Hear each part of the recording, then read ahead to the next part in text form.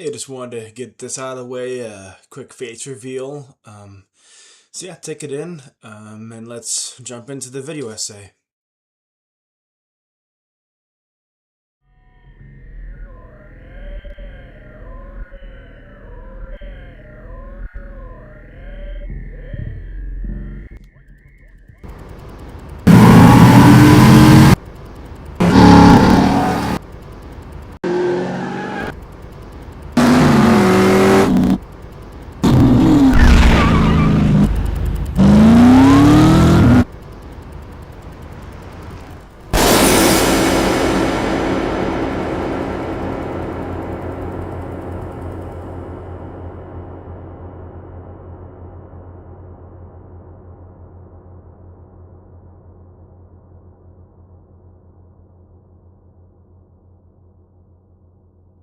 Hi, and welcome back to NLPR. I am Jack, your host, and my sophomore video essay in particular is going to be looking at the film Drive from 2011.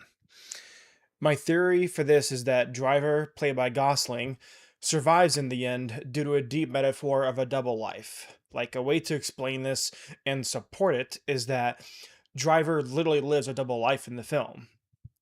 He works as a stunt driver for films and then is hired quietly by a site manager, played by Bryan Cranston, to moonlight as a heist getaway driver.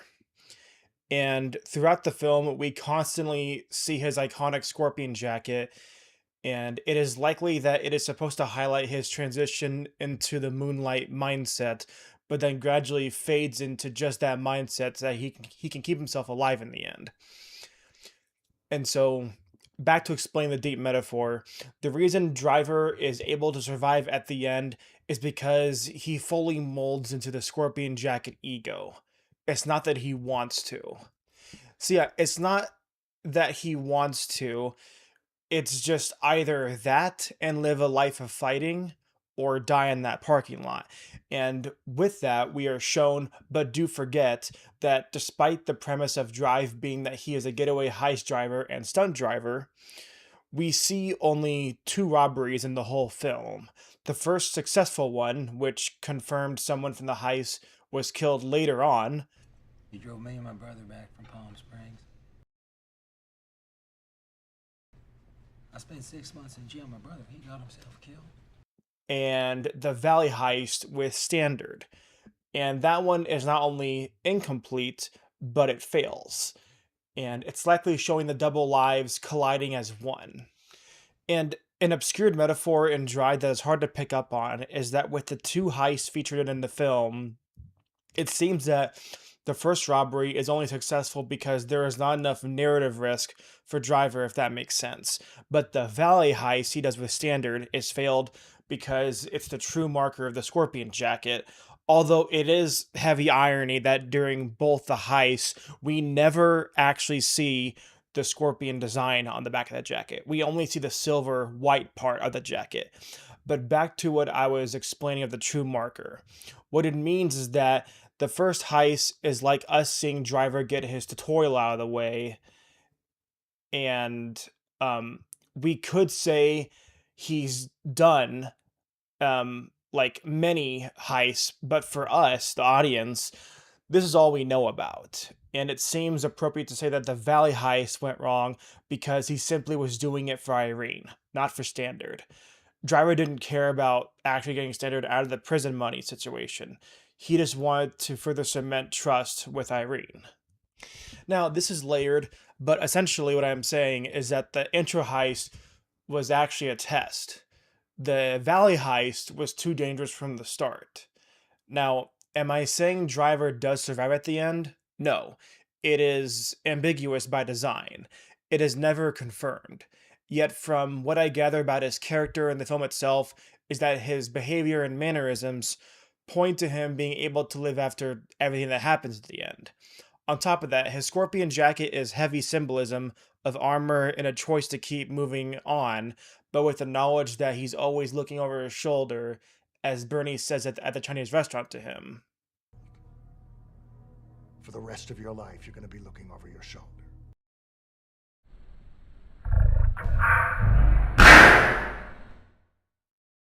So important to note here, After Bernie kills Shannon, the manner in which he puts the knife away, it's like he's mentally saying to himself, "Well, this is the end of the line for me, and I know that I'm next because Driver's gonna come looking for me." Like just look at his face. It's very morbid, but that's just my observation. And then, of course, Bernie does die because Driver stabs him at the end of the movie.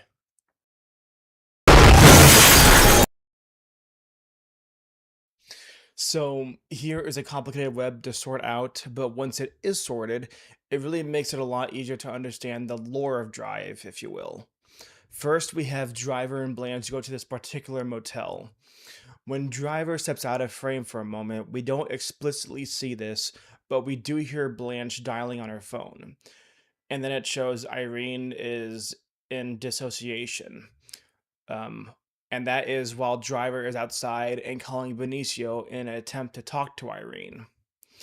He then comes back inside, and both he and Blanche are watching TV. The newscast is covering the failed heist, which says that the Valley heist went badly, but then the owner of the shop said that Standard acted alone and that no money was stolen. And then Driver immediately pauses the broadcast, and the look on Blanche's face tells us that she now has nowhere to go. After threatening Blanche, it's revealed that the man who bargained the heist is named Chris, yet goes by Cook, and the idea was to rip off Driver along with Standard. And here's where the micro details matter more than we realize. When Blanche gets up, she leaves her phone behind on the bed. It rings, and Driver looks at it. And it's great ambiguity use because it's due to us not knowing who is calling.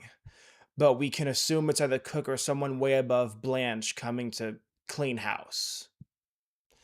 And now, with his plot armor, Driver kills both men, and then he slowly sinks into the darkness. Like it's the birth of his true Scorpion Jacket mindset, though it is ironic to say that because in this scene he's wearing the jean jacket and not the Scorpion one. Now here's a NLPR move to pull off within the film, of course. When Driver first finds Standard beat up, Benito tells Driver that the men gave him a single unfired bullet and to hold on to it. Then, when Driver finds Cook and threatens him with murder, he forces Cook to keep the bullet in his mouth, which signals Cook being killed later on by Bernie. And then back to the complex web for just a moment. After Driver kills the men, he goes to Irene to tell her the truth about Standard and the money. That's when we see that another person was sent to find Driver and kill him. And when he is brutally murdered, we see arguably the most iconic shot of the Scorpion Jacket. It's like a way of saying you are one step closer to the rest of your life.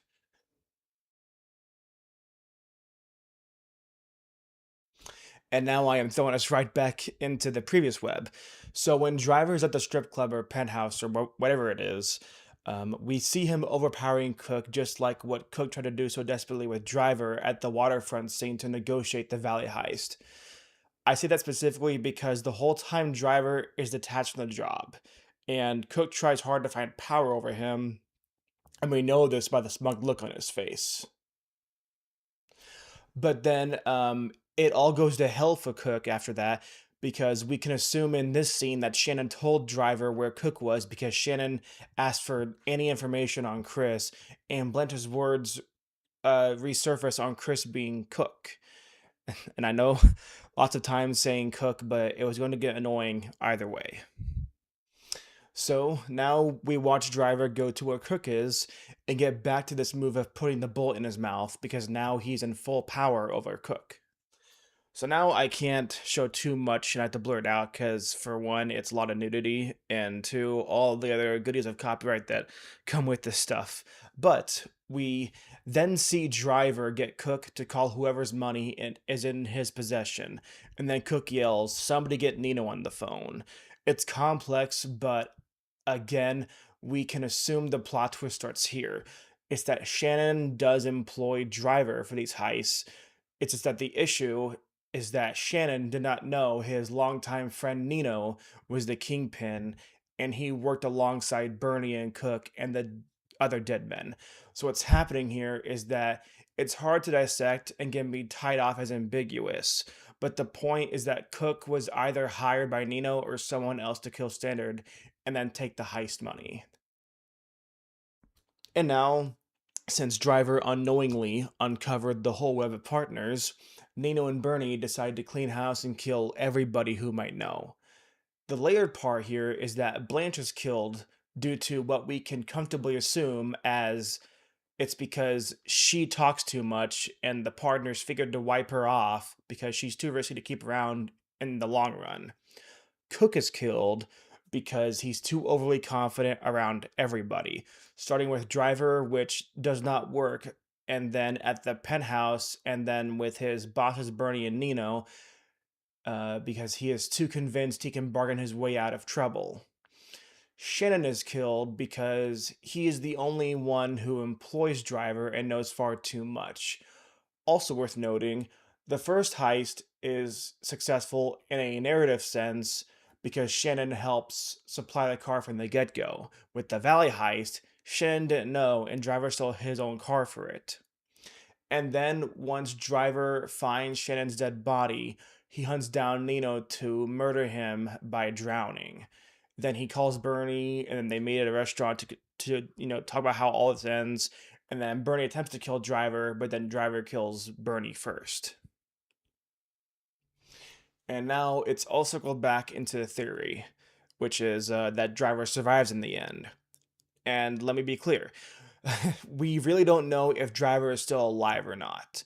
But based off his consistent behavior and mannerisms, we can at least assume that he does survive.